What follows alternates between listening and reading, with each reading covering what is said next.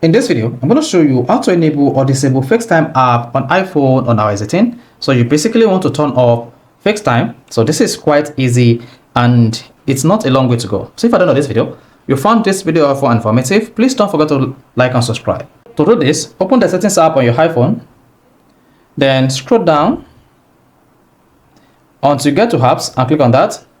Now scroll down to FaceTime here and then click on FaceTime. Once you selected FaceTime, you should see this page.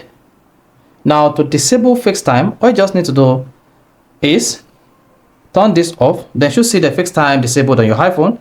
To enable it, turn this on, and then this is going to take a couple of minutes for your iPhone to synchronize with FaceTime and bring up all your information on your iPhone. So this I can easily turn on or turn off FaceTime on iPhone on iOS 18. So if this is helpful and informative, please don't forget to like and subscribe.